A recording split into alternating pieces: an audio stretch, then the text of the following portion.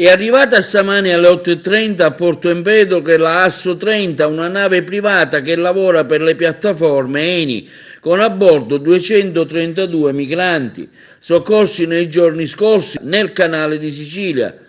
Sull'imbarcazione c'era anche un cadavere. Il gruppo è stato sottoposto nel frattempo a tamponi anti-Covid e alle procedure di fotosegnalamento.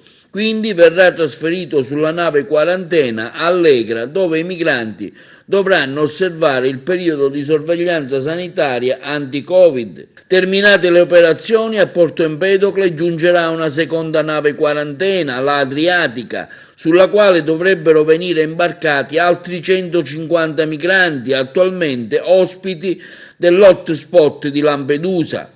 Il gruppo dovrebbe partire in mattinata, se il traghetto di linea riuscirà a salpare.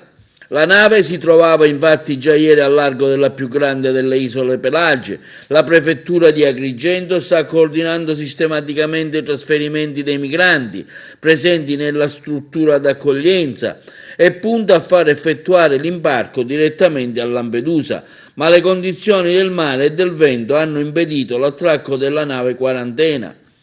Intanto a Lampedusa staziona ancora la Suprema, che è pronta a imbarcare, non appena le condizioni lo permetteranno, circa 300 dei migranti che si trovano all'hotspot, nella struttura d'accoglienza, dove sabato si è arrivati a 1100 presenze. Stamani ci sono ancora 900 persone. Intanto il nuovo premier libico designato Abdulhamid Dbeibeh, nel felicitarsi per il varo del governo di Mario Draghi, ha auspicato uno sviluppo delle relazioni con l'Italia, specialmente nella gestione delle migrazioni e dell'economia. Il nuovo premier dichiara: aspiriamo a sviluppare la nostra relazione privilegiata con la vicina Italia, con la quale condividiamo molte sfide, tra cui in particolare la gestione e l'organizzazione della migrazione.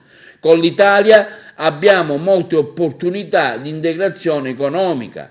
Il leader libico conclude dicendo: ci felicitiamo con Draghi per aver preso il posto di capo del governo, ci auguriamo successo nella sua missione.